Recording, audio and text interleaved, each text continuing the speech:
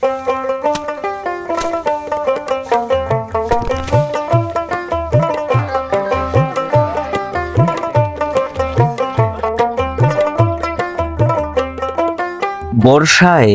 জল জমেছে মাঠে, কর্দমাক্ত ধান ক্ষেতের ভেতর দিয়ে হেলে দুলে এগিয়ে চলেছে মহিষের গাড়ি।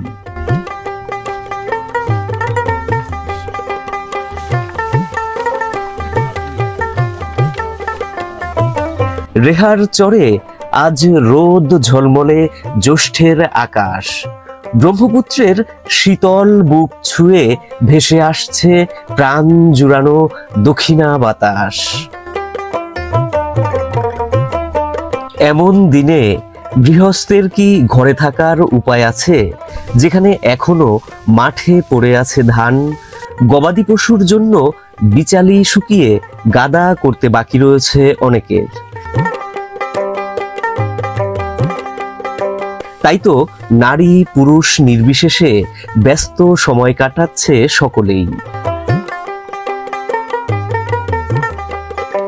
বলছি শেরপুর জেলার নকলা উপজেলার চন্দ্রকোনা ইউনিয়নের রেহার চরের কৃষকদের জ্যৈষ্ঠের মাঝামাঝি দৈনন্দিন জীবনের গল্প।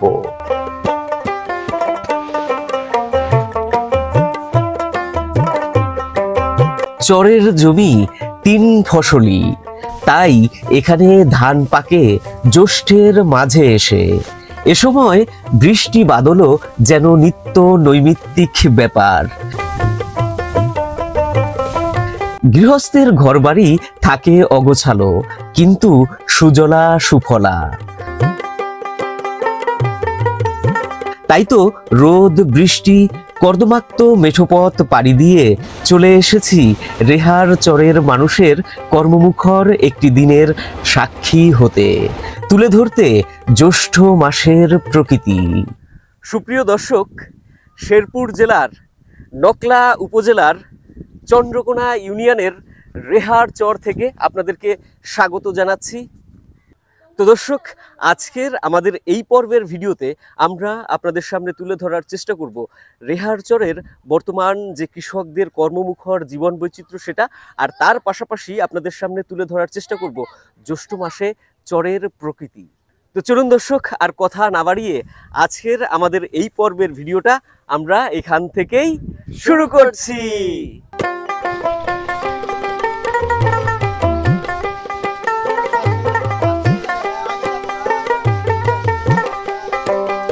আজ দশানী নদী পার করে রেহার চরের দিকে পা বাড়াতেই চোখে পড়ল সারিবদ্ধ ঘোড়ার গাড়িতে পণ্য পরিবহন করা হচ্ছে। এমন নান্দনিক দৃশ্য দেখে যেমন চোখ জুড়িয়ে যায়, তেমনি মনে করিয়ে দেয় গ্রাম বাংলার চরের ঐতিহ্য।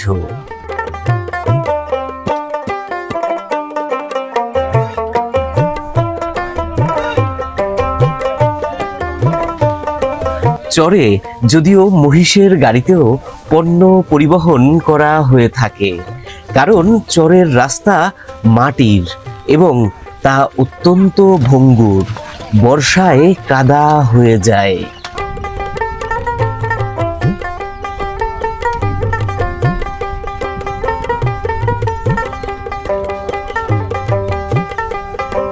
সেই জল কাদার মধ্যে দিয়েই চরের কৃষকদের এখনো আদিম পদ্ধতিতে ফসল ফলাতে হয়।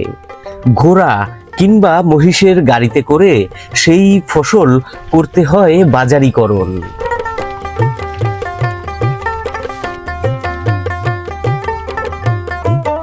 এখন যেমন বোরো ধান কাটার কাজ চলছে রেহার চরের মাঠে।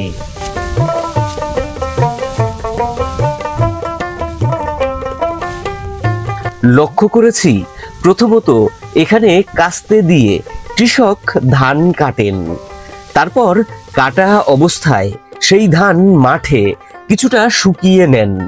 যদিও বৃষ্টির দিনে এ বেশ দুরাশার।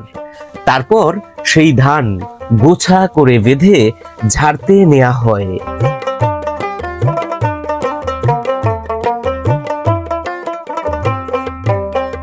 এখানে ধান ঝাড়ার বেশ কয়েকটি পদ্ধতি প্রচলন রয়েছে, যার ভেতর মেশিনের সাহায্যে ঝাড়াটাই এখন সবচেয়ে বেশি জনপ্রিয়।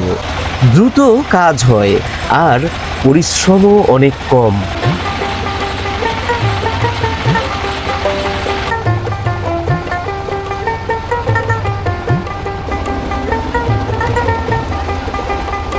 কিন্তু রেহার চরে এর পাশাপাশি 2-3 জন মিলে ধানের গোছা ধরে পিটিয়ে পিটিয়ে ধান ঝাড়ার সেই ঐতিহ্যবাহী পদ্ধতি এখনো টিকে আছে।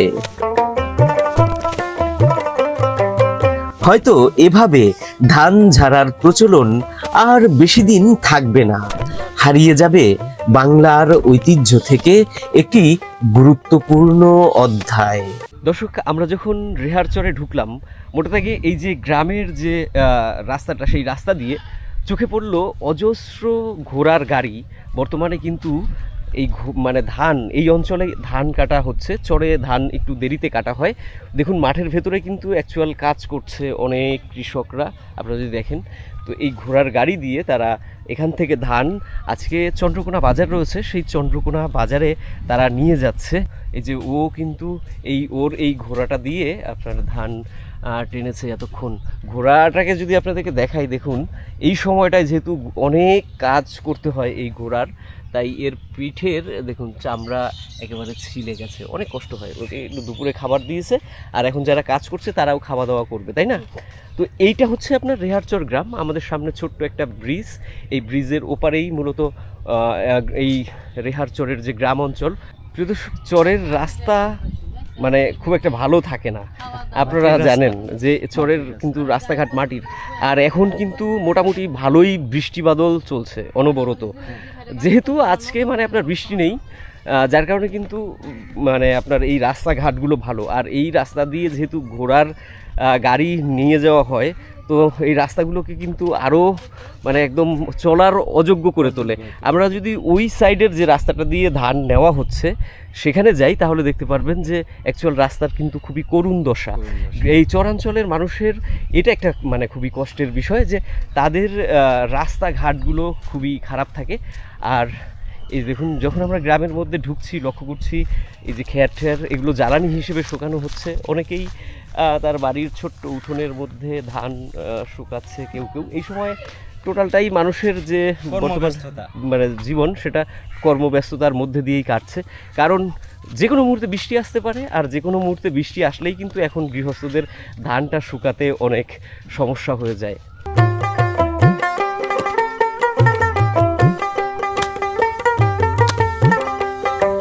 এখানে ধান ঝাড়ার পাশাপাশি ধান শুকানো, বিচালি শুকিয়ে গবাদি পশুর জন্য গাদা করা চরের কৃষকদের আরও একটি অন্যতম গুরুত্বপূর্ণ কাজ।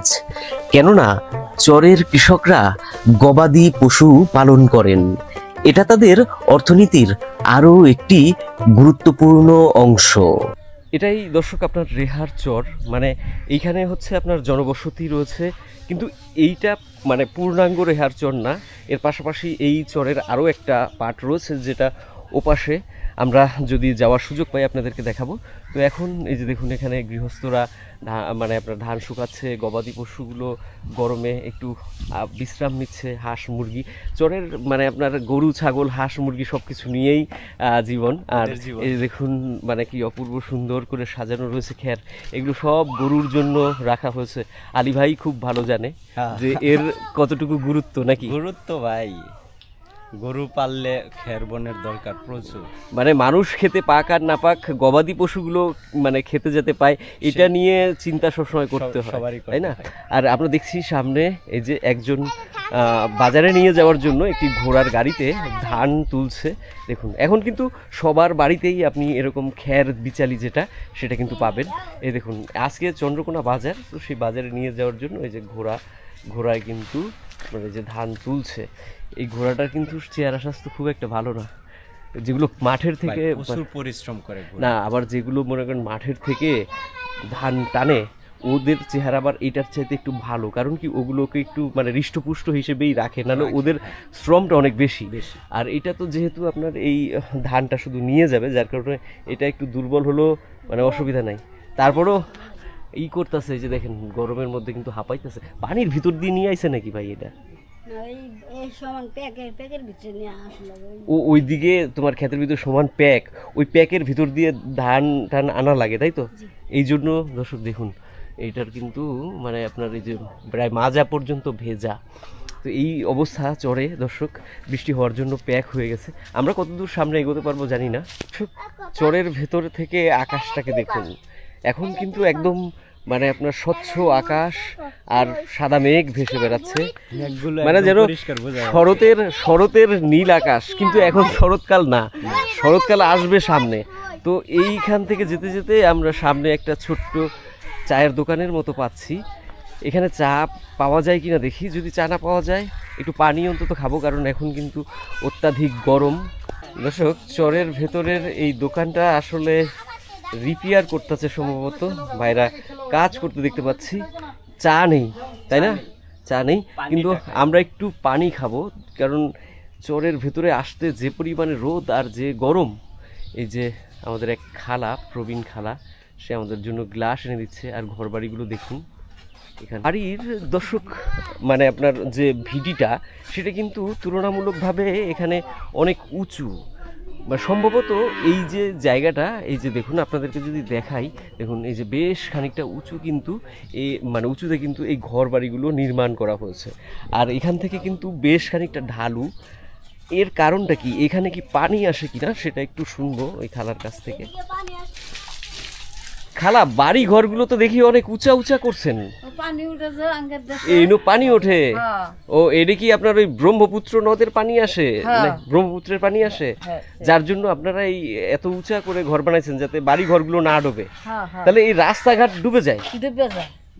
আর কতদিন যদি হয় তাহলে মনে করুন ওই যে আগে বাড়ি ছোট ছোট হয়ে যায়, সব ডুবে যায়? সব ডুবে যায়। ও, এই জন্যই কি রাস্তাঘাট গুলো ভালো হয় না নাকি? ভালো করেই না রাস্তাঘাট, মনে করুন বললে তো করতোই না। এইখানে যে কষ্ট করে ধান পান এই ক্ষেত খোলার থেকে তোলা লাগে, তাতে রাস্তাঘাট গুলো ভালো না হলে তো মানে আপনার অনেক কষ্ট, প্রচুর কষ্ট। হ্যাঁ,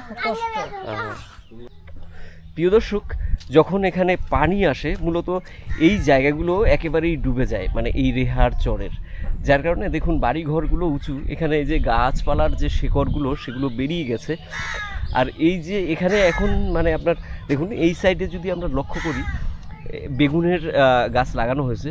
বেগুন গাছগুলো সম্ভবত পোকায় ধরছে, নাহলে বেগুন গাছগুলোর বয়স ওভারও হয়ে গেছে। আর এই সামনের দিকে গেলে এখান থেকে মানে আপনার এই রাস্তাটা চরের এটা শেষ, এখান থেকে টোটালটাই ক্ষেত খামারি। তো ওই যে সামনে অনেক বড় বড় নাইল্লা শাক, যার কারণে কিন্তু ওই দিকটা দেখা যাচ্ছে না। ওইদিকে ক্ষেত খামারিতে কাজ চলছে। আমরা রাস্তাটা ঘুরবো, ওই দিক থেকে ঘুরে সামনে দিয়ে যাবো। তো এখানে আসলাম মূলত দেখুন চরের ভেতরকার যে গ্রামীণ চিত্র, সেটা আপনাদেরকে একটু দেখানোর জন্য। দেখুন এখানে গবাদি পশুর পাশাপাশি হাঁস, মুরগি প্রভৃতি কিন্তু এখানকার স্থানীয়রা লালন পালন করে। ওই দিক থেকে আমরা বেরিয়ে এসেছি। এখানেও লক্ষ্য করুন ঘরবাড়ির এই যে এই গাছগুলোকে দেখুন, এখানে কিন্তু একটা বাড়ি রয়েছে। এই গাছগুলোর শেকড় একেবারে বেরিয়ে গেছে। মানে যখন বর্ষার দিন আসে, যখন পানির দিন আসে, তখন কিন্তু এখানে পানি উঠে যায়। আমাদের সামনে অপু ভাই হেঁটে যাচ্ছে বিডি সমাচারের। অপু ভাই খুব চাপের মধ্যে ছিল, একটু বিরক্তিকর অবস্থার মধ্যেই পড়েছিল, হঠাৎ নেট পাচ্ছিল না, অথচ তার খুব আর্জেন্ট একটা নেটে কাজ ছিল। তো যাই হোক, এসএমএস এর মাধ্যমে সেই কাজ সমাধান করেছে, যাক এখন মানসিকভাবে অনেকটাই ভালো লাগছে। আমরা চরের এই রাস্তাটা দিয়ে আরও সামনে এগোবো। এই সময় কিন্তু চরের অনেক গাছগাছালিতে আম, জাম, কাঁঠাল প্রভৃতি পাকে। এখানে একটা গাড়ি নিয়ে যাচ্ছে এক ভাই ধান আনার জন্য। আর এইখানে দেখছি জাম গাছে জাম পেকেছে, জাম পাড়ছে। ওই যে ভাই উঠেছে, আম তো ফেলাই দিলেন ভাই, দুইটা একসাথে ছাড়ছে। আমি কিন্তু ক্যাচ মিস করি না, কিন্তু দুইটা একসাথে, দুই বলে একসাথে আসলে ভাই কয়টা ক্যাচ ধরবো আমি? ধরবে পাইছেন না? জাম কি পাকছে নাকি কাঁচা? এখনো পাকে নাই, বৃষ্টি আসলে কিন্তু পাকবে। পুরোপুরি ভাবে পাকে নাই তো, এই অবস্থায় খাওয়া যাবে? কষ্ট লাগবে না? খাওয়া যাবে? ও আচ্ছা আচ্ছা।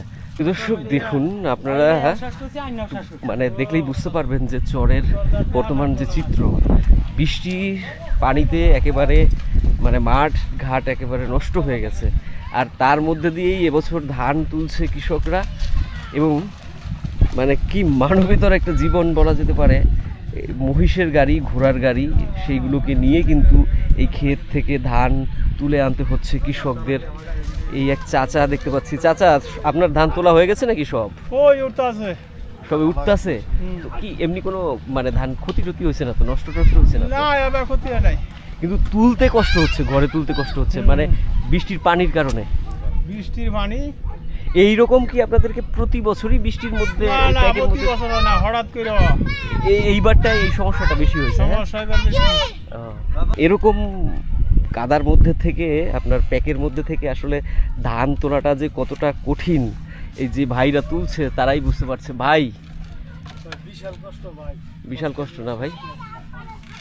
এইটা কি ভাই এই গাড়ি ছাড়া অন্য কোনো ভাবে কি তোলা সম্ভব নাই না? দর্শক, আমাদের এখানে যেহেতু কৃষি ক্ষেত্রে এখনো প্রযুক্তির ওইভাবে ব্যবহার শুরু হয় নাই, বিশেষ করে চরাঞ্চলে, তো সেই কারণেই কিন্তু তাদের এই সেই আমাদের প্রাচীন পদ্ধতিতে একেবারে মহিষের গাড়ি দিয়ে কিন্তু তাদেরকে ধান তুলতে হচ্ছে। দেখতে পাচ্ছেন ভাইরা কিন্তু অনেক কষ্ট করছে।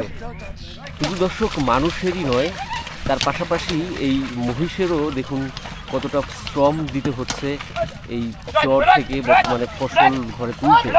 আর এই ফসল যখন তারা অ্যাকচুয়াল মানে বাজারে নিয়ে যায়, তখন দাম যদি না পায়, তাহলে তার চাইতে কষ্ট আর কি আছে কি না আছে আমি জানি না। তবে আপনারা অনুধাবন করতে পারতেছেন যে আমাদের গ্রামীণ জীবনে, বিশেষ করে চর জীবনে, কতটা কঠিন এখানে বেঁচে থাকা। গাড়িটা আটকে গেছে, তুলতে পারছে না, যার জন্য কিন্তু সবাই মিলে ধাক্কা দিয়ে গাড়িটাকে তোলার চেষ্টা করছে। দেখুন যে পরিমাণে প্যাকের মধ্যে গাড়িটা আটকাইছে, সবাই মিলে চলছে। ওদিকে মহিষের গাড়ি, মহিষগুলো কিন্তু পারছে না। দেখুন অনেক কষ্ট করে তারা মহিষের গাড়িটাকে কোনো রকম আনছে। দর্শক একেবারে দীর্ঘশ্বাস ছুটে গেছে, এও কিন্তু খুব জোরে নিঃশ্বাস নিচ্ছে।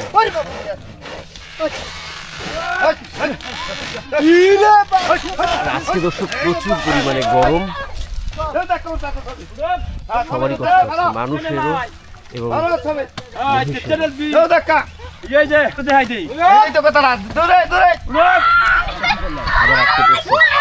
এখানে আটকাইছে তো ভয়াবহ ভাবে। তোলা যাবে ভাই? যে অবস্থা হয়েছে তোলা যাবে? তোলা যাবে না? দেখুন কি মানে অবস্থায় জায়গাটাকে মানে এখানে আটকে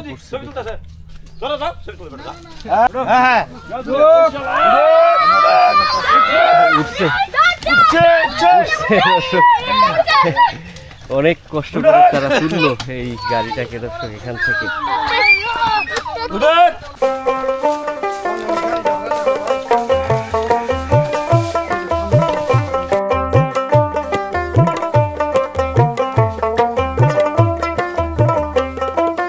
রেহার চরের মানুষও কিন্তু এই মানবেতর জীবন থেকে উত্তীর্ণ হয়ে একটি নান্দনিক জীবনের প্রত্যাশা করে। তার জন্য তারা অনবরত চালিয়ে যাচ্ছে প্রকৃতির সাথে এক অসম লড়াই। জানি না তারা জয়ী হতে পারবে কিনা, হবে কিনা তাদের প্রত্যাশিত একটি পিচ ঢালা রাস্তা, যদিও তার কোনো নিশ্চয়তা নেই। তবে চরজীবনের প্রতিকূলতা আমাদের অনেক কিছু শিখিয়ে যায়, শেখায় শত কষ্টের মাঝেও কিভাবে বেঁচে থাকতে হয়।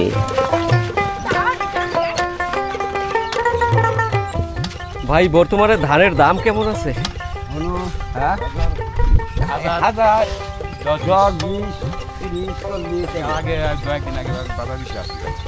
বাজার দু একদিন আগে বেশি ছিল,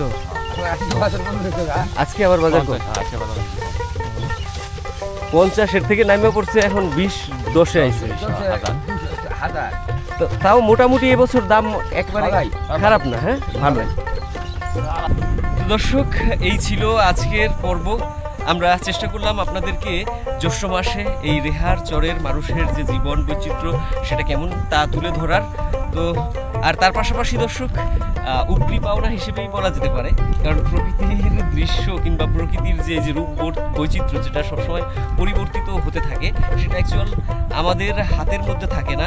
তারপরেও যেটা আমরা মানে আশেপাশে পেয়েছি সেটার জন্য আমরা প্রকৃতির কাছে শুকরিয়া আদায় করছি। নিশ্চয়ই এই প্রকৃতিটাও আপনাদের ভালো লাগবে। যদি ভালো লাগে দর্শক, তবে অবশ্যই একটা লাইক করে দিবেন।